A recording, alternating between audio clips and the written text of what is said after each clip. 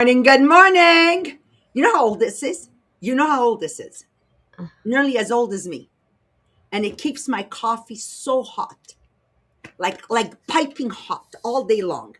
So I make it in the morning, look, at 6 a.m. And at 6 p.m., it's like the Tupperware. Yeah, it's nice. Hey, when we get old stuff like this, and you still working, okay, good. Okay, my friends. Welcome to the podcast of Millionaire of the Diamonds. I'm Maria Mariano avec mon incredible team. That's the franglais, right? With my incredible team. And Melanie, tell them you're stressing out. Tell them you're stressing out. And tell them why you're stressing out. I'm stressing out. I'm stressing out. We're waiting to work out what our exact speeches will be. But what Maria doesn't realize, of course, is I leave for Australia next Sunday, so I have about 6 million things to do, as you do. But it's only 15 minutes. What Melanie Miller doesn't realize is she has a doctorate's degree, and this is like for her. The reason that I'm thinking about it is because I like to think about things before I write them. And so you're reducing my thinking time. You know what? Let's talk about more serious things. I dropped the coffee on the floor. I can't believe it. Okay, so Marie-Pierre, while you're going to talk, I'm going to clean this mess, okay? One of those mornings. Welcome once again. You're probably saying, God, this is the first time. Who are these people? Well, we're Tupperware ladies.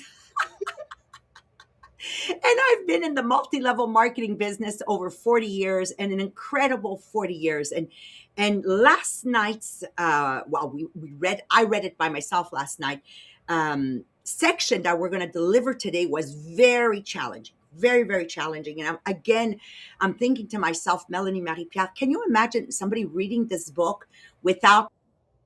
Uh-oh.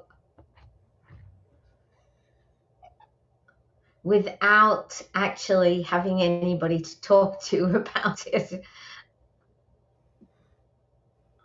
Ready. I was ready. Yay! Did you see I was ready? Yeah. And I'm saying to myself, somebody reading this segment and not having somebody to talk to, brainstorm with, or a podcast. Melanie, you have a doctorate's degree. How did you feel reading that segment? Like, I mean, I've struggled with the whole of the first chapter because it's written in such an unusual style. Sorry. And it's written in a way that it doesn't tell you anything, except it tells you that it's going to tell you something. And so you're reading it and you're thinking, I hope I'm getting it right, because maybe the message I'm getting is not the message that he wants to give, that's going to reveal later on. yeah. So it's weird. So it was really challenging. So what to expect today is that real success isn't built on comfort, which we all know. Okay. And it's built through clarity, persistence, and alignment. And it sounds really good, but it's not that easy.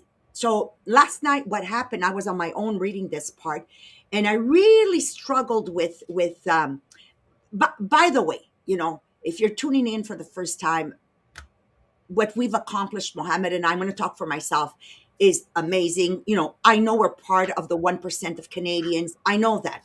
But still, you need to know that I really thought I would be somewhere else. Do you understand, Melanie Marie-Pierre? I don't know how to explain it to you. And then I was looking at, and I reread it, and I said, I was looking at people like there's this person on social media that went from 1 million followers from March 2023 to right now 4.4 million. Wow. It doesn't sound like we read the same sections of hoping that. Yes. I don't know what is happening this morning. It's one of those podcasts. What do you want to do? So, so it was saying that, Melanie, you're going to more cover it. I'm just going to take it on another angle. It's saying that, you keep working, then an explosion happens. But my life has never been an explosion. My life has been a compound effect over years and years and years. So I was a bit struggling with that. And then I said, you know what? What I think this is saying to me. Now, this is why it's important you get your book and you read it, okay? What I think it's saying to me, Maria, and I'm sure Melanie, you're going to do something else. I think what it's saying to me, Maria, is I want to be successful, but aligned where when I die at my funeral, there's going to be, like my mother, over 2,000 people. And when they're talking in the funeral home, they're talking about, oh my God, Adelina, she did this. That's all you heard in the funeral home. That's all you heard was people sharing stories, laughing on a special situation with my mom. And it really touched me. And I just went to another funeral this week where we're not going to compare quantities because my mother was in the Tupperware world, so it's more of a. But I'm going to compare what people were talking about. Nobody was talking about her. Everybody was having a conversation about something else. So what my take on this, and this is where I'm going to bring it, is the depth. Okay, if we're chasing money and we're chasing fame, that might leave us.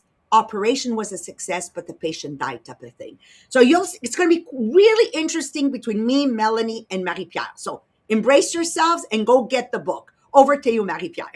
Okay, so first thing, it's time to go and share the podcast this morning. So you can share on every social media platform. You click on the arrow and you have the text in the comment that you can copy paste it so people understand why they should listen to the podcast this morning. But you will see that when you click on the arrow, you can send it directly by messenger or text message. So when you have someone in mind that you really want them to listen, that's the best way to make sure that they will click on the link and listen to the podcast this morning. Then we have our contest, Les Millionnaires des Diamants. First, when you go on our Facebook group called Les Millionnaires des Diamants Inspirational Group, every time you post, you put a reaction or a comment, you gain point during the month to be in the top 10 contributor of the group. And at the end of the month, the official top 10 get a voucher to go shop on the boutique Les Millionnaires des Diamants. And we have a draw every month. So to be in the draw, there's two ways. First, with the boutique. So when you place your order, when you receive your order, you always take a picture and you post on social media and you tag Marie Mariano and Les Millionnaires des Diamants to be in the draw. And the second way is with the book Les Millionnaires des Diamants. So every time you receive one of the book, you take a picture. You're doing one of the quiz book, you take a picture. You're doing one of the workbook, you take a picture. You're doing something with your agenda 2026 Les Millionnaires des Diamants. Again, you take a picture so you can have a new picture every day that you can post on social media and always tag Marie Mariano and Les Millionnaires des Diamants to be in the draw. And if you don't already have your ticket for the conference that is coming up on January 24th, you still have time. It's a virtual conference, so no matter where you are, you can join us for the conference. And even if you are not available on the 24th, it's okay because you can watch it in replay. So you'll receive the link so you can watch it at the time that it's best for you. And of course, if you already have your agenda, make sure that you take your picture and send it to me. Do a video and explain why you love your agenda and send it to me to get your mug Les Millionnaires des Diamants, so we can use your beautiful faces to do some publicity about the agenda on social media. So voilà. And I cleaned up my mess and I'm back, and it better not cut off because once I get going, it's got to be good. So welcome. Hey, Marie-Ève, she's new. Welcome. Thank you for being here. Jacqueline, thank you for being here. I saw James. There's my beautiful James.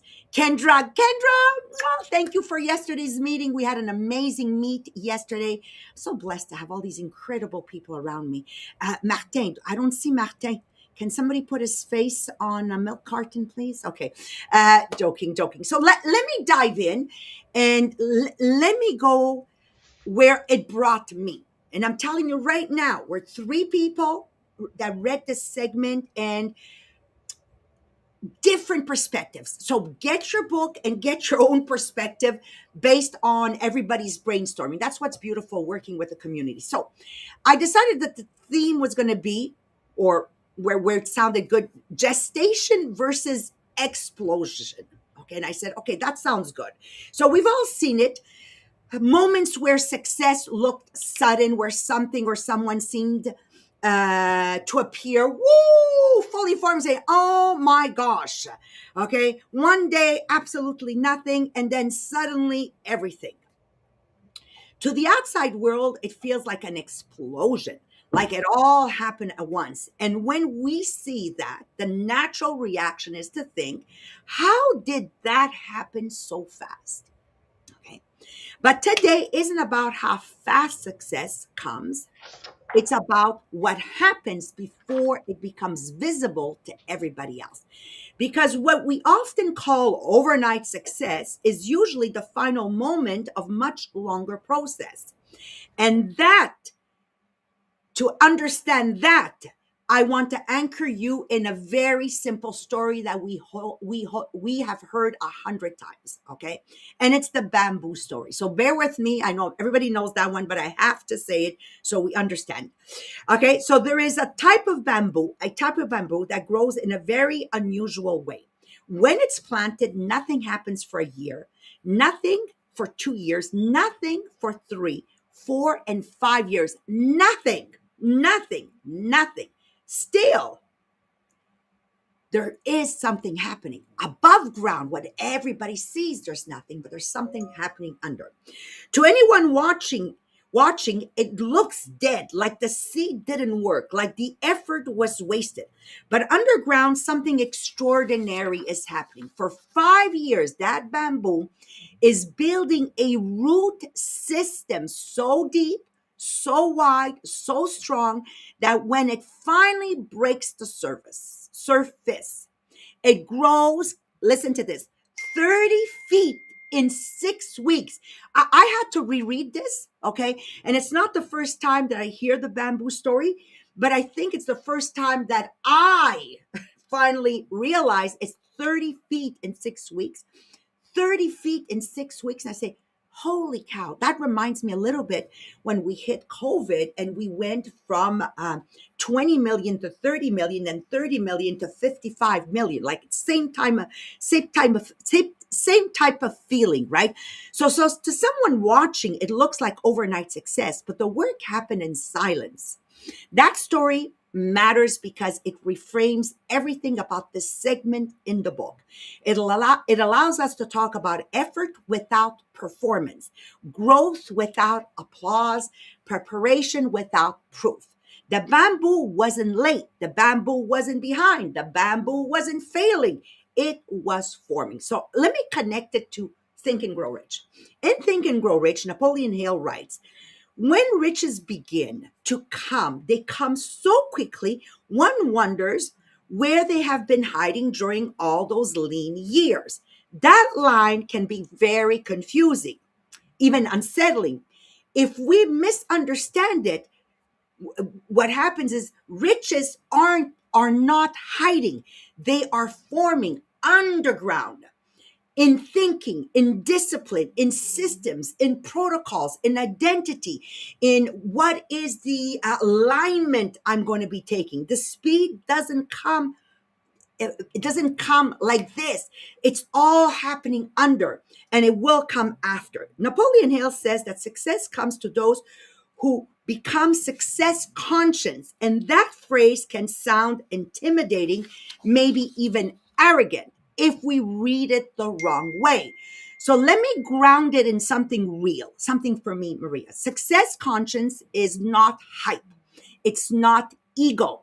It's not even visible. There's no visibility here.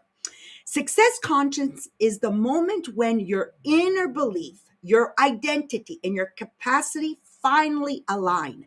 For many years in my own life, I was working very, very hard. I was consistent, I was showing up, and I was doing the action. Still am today. But internally, I was still catching up to what I was building. My belief was growing. My skills were growing. My identity hadn't fully caught up yet. Like I was struggling selling a plastic container. Where am I going with this? Like it's such a big struggle because without purpose, there is no longevity. Purpose is the only thing that brings longevity. Then there was a moment, not dramatic, not public, where something shifted quietly inside me. And for me, because I'm a team player, I know Melanie was part of that already when we had discussed what can we be at the best at in the world. We had the good, from good to great going on and all of that. So then there was this moment, not dramatic, not public, where something shifted quietly inside of me and inside of my back then the A team. I stopped seeing what I was building as something I was trying to create and started seeing it as something I was responsible to steward. And I said, oh, this is something we read in First Things First, steward. So I have a huge responsibility because I know I've influenced the people I'm working with, but I have to be responsible with that influence. That's when my decisions change. That's when my standards change. That's when my patience changed. Okay. The Maria before, ask Melanie Miller. Oh my God, made her cry. And I told her, go see a therapist. Remember Melanie? I can see you down here. Okay.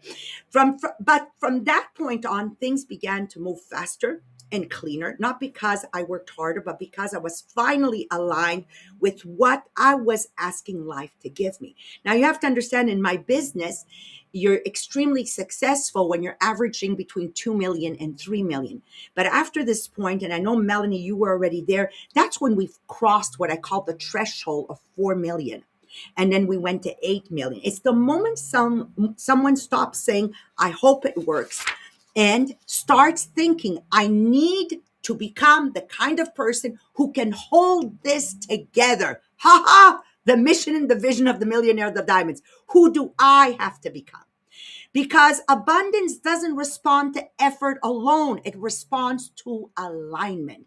So I was struggling with all of this, and now I get it. This is the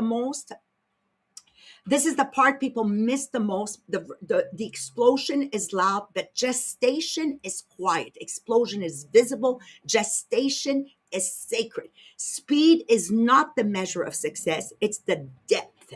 And again, if you want me just to reframe it for a second, again, come back to, you have passed, we're at the funeral. What are people going to be saying? Because if I want to live eternally, so this book is very deep. It cannot be read alone. And I'm on the fourth reading, the fourth time. And I think that maybe I'm understanding it a little bit more. Let me be humble, a little bit more. So I'm curious to go with my friend Melanie to see your academic take on this segment.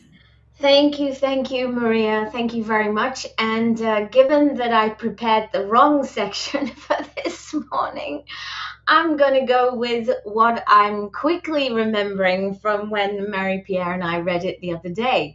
So my take on this section is basically that many people have a problem about thinking that they can achieve things. Many people are limited by their own expectations. They're much more likely to think that they can't do something than that they can do something. And in fact, what they do is they can come up, when you talk to people about something that you would like prepared or done, they will come up with a million reasons of why it can't happen. It's a gift to be able to think of how you're going to do something and that you can actually do it. And as Maria says, if you have a success mentality, you're much more likely to have success. But if you have a failure mentality, you will also much more likely have failure. So I know that many times I will talk with Maria and the A team, and we'll make a proposal, and probably me, because I'm probably the most outspoken in terms of, no, I don't agree with that. What are you doing that for? Why are you going to do that? I don't understand this. And Maria will often say quite fairly, don't limit what we're going to do by your own beliefs. Don't put your own beliefs into this situation. You have to be able to look at a situation with an open mind and offer all the alternatives. Because by putting your own beliefs on something, you can limit the opportunity of others. And so, and I'm so grateful to Maria for continuing to say that to me, because I'm sometimes a bit too analytical. I'll sometimes think about how what is she trying to get us to do now? I mean, this is just crazy. And she will come back and say, don't limit by your own beliefs. And we go round and we talk about things, and I'm not saying she always wins, but mostly she does. And I have learned to do that. And last week, on the first week of the month, I actually ran an exercise with the advancement group, and the exercise was called "I'm Possible," making a play on the word impossible. And what that exercise does, I believe, is it really expands the minds of people to think about what is possible rather than what is not possible, opening their minds to let thoughts flood in about all the things that they would do when they have success. Because so many people have an attitude of thinking small. And that was a big eye-opener to me. But to illustrate the point a little better, I want to read to you the impossible Ford V8 motor story that is in the book. When Henry Ford decided to produce his famous V8 motor, he chose to build an engine with entire 8 cylinders cast in one block, and instructed his engineers to produce a design for the engine. The design was placed on paper, but the engineers agreed to a man that it was simply impossible to cast an 8-cylinder engine block in one piece. Ford said, "Produce it anyway." But they replied, "It's impossible." "Go ahead," Ford commanded, "and stay on the job until you succeed, no matter how much time is required." The engineers went ahead. There was nothing else for them to do if they were to remain on Ford's staff.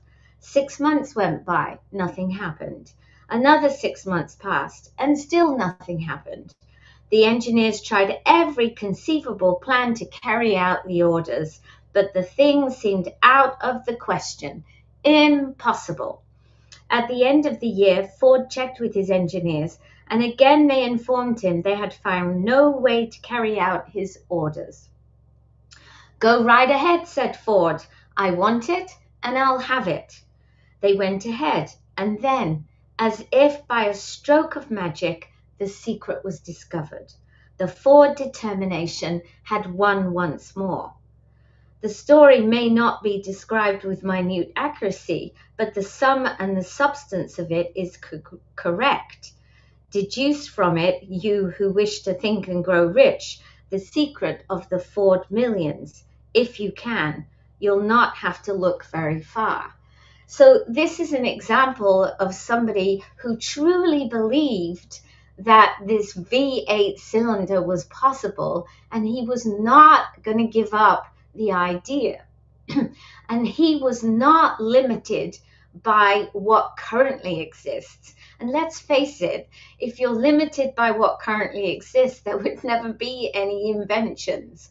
So for me, this section is all about the way you think about things, the way you allow your mind to accept that certain things are possible, even if you've never been to that place.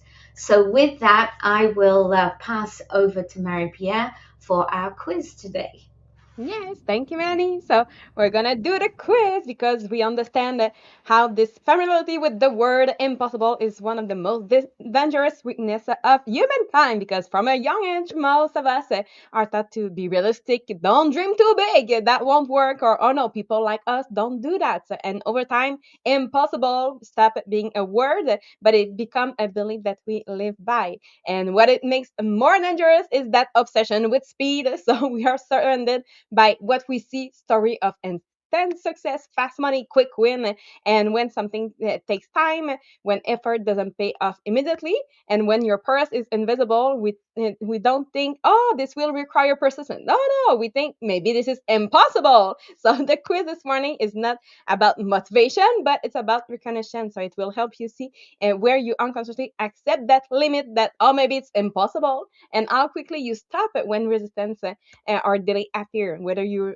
question that impossibility or you just obey it.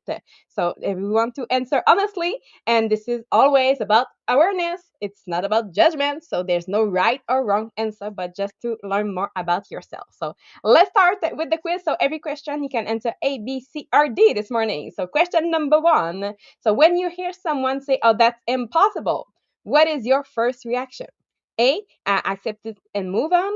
B, I feel discouraged. C, I feel challenged but unsure. Or D, I question what makes it impossible. Question number two. When you imagine a big goal, what your mind usually goes to? So A, why it probably won't work. B, what could go wrong. C, how long it may take. Or D, how it would work.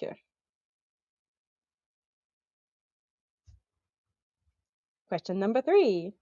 When you don't see quick results, what do you usually assume? A, that this isn't meant for me. B, I choose the wrong path. C, I might need to rethink.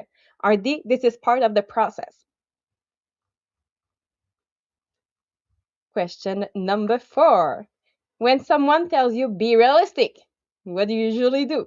A, I adjust my dream downward. B, I feel conflicted. C, I try to justify myself. Or D, I stay anchored to my vision. And question number five. When something feels impossible today, what do you think? A, it will always be like this. B, it probably is impossible. C, maybe it's not for me. Or D, it's not yet possible. So did you get mostly A's, mostly B's, mostly C's, or mostly D's? So if you have mostly A, you've accepted impossibility. So you've been conditioned to obey limits without questioning them. So you often interpret slow progress as proof that something cannot work. So you want to begin questioning where your belief come from and notice how often speed determines your confidence. Now, if you have mostly B, you doubt it quietly. So you don't fully believe in impossible, but delays weaken your faith. So you may abandon goals not because they are wrong, but because they demand patience. So you want to learn to stay emotionally steady when results lag before effort.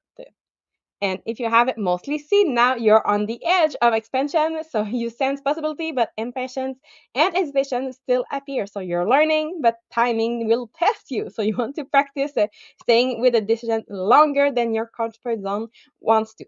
And if you have mostly D, now you reject the impossible. So you understand a core truth that is from this book that most things labeled impossible are simply unfinished. So you want to protect this mindset and remember that long timelines are often a sign that something meaningful is coming. So 3 points to learn to unlearn the impossible. So number one, you want to replace can't with how. So language will shape your belief. So if you have something that is not working yet, it's not it can't work, but how can it work? Number two, you want to separate the time from truth. So time is not an evidence against your success. It's often the price of it. So separate the time from the truth. And number three, you want to expect the resistance and slowness. So progress often hides before it reveals itself. So you want to expect it so you are not surprised, and you will stay the course until you achieve your goal. So the most dangerous word to accept is not failure, because failure will happen, but it's the word impossible that we want to remove from our vocabulary. So on that, I wish you a beautiful day, a beautiful weekend, and we will see you next week. Bye, everyone.